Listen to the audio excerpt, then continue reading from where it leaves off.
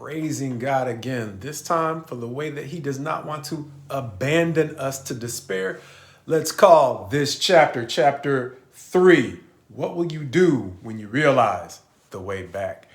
In this chapter that starts out in roughly the first 18 verses, describing how bad it has gotten. Once again, this is a set of verses reminding us why the New Testament will say, or Jesus himself in the New Testament will say, count the costs. He will say of following God, but likewise, there are costs that come along with doing dirt. And here, the costs are heavy, and they did not account for them. Why? Because doing dirt is sometimes fun. So you can get so wrapped up in the fun of doing wrong, you lose track of what they find here. Another section or a group of verses devoted to lamenting how much it cost them to enjoy whatever it was they were getting away with while they were getting away with it.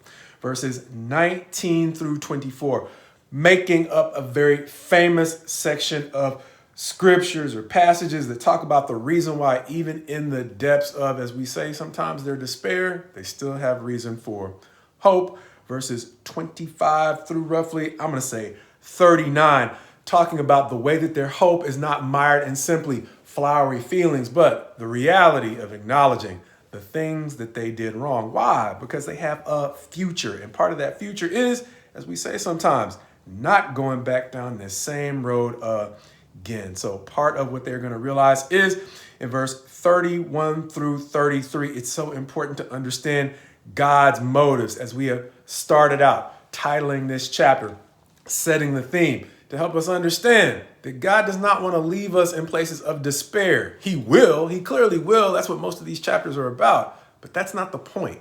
He, unlike us, as verse 33 will say, does not willingly afflict or grieve the children of men.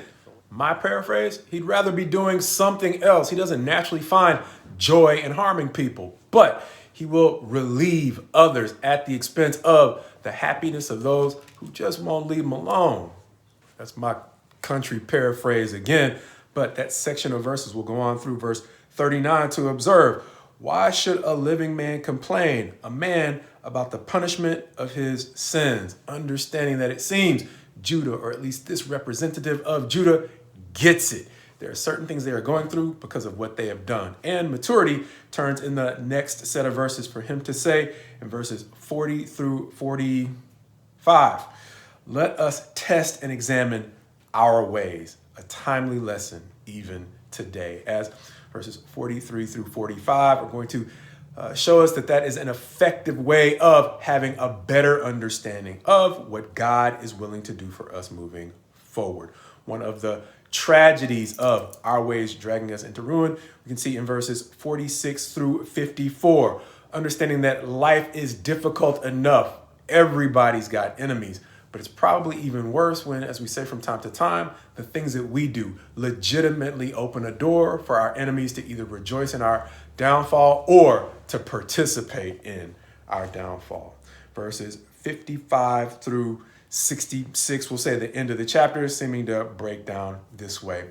Even though their enemies have been given a green light on them at this point, it's important for their enemies to take a lesson from the book of Babylon, meaning the response that God has to Babylon, as we've said.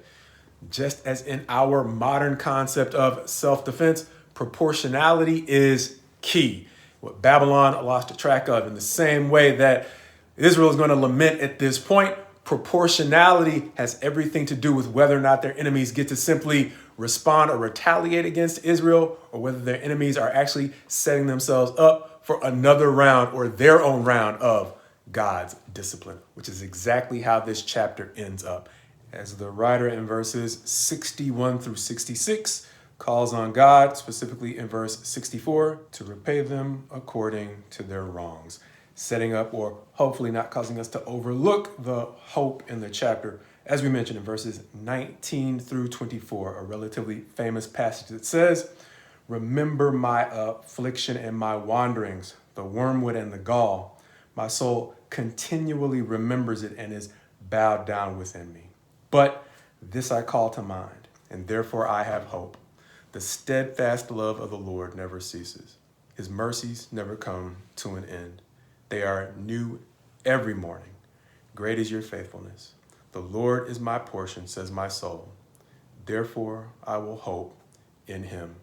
The wisdom in this passage, beyond the hope, is the way that the ones lamenting realize that to effectively move forward, they have to prepare themselves to move forward without the baggage of their past wrongs. And accordingly, seem to be asking God to help them do better with the better opportunity they're seeking.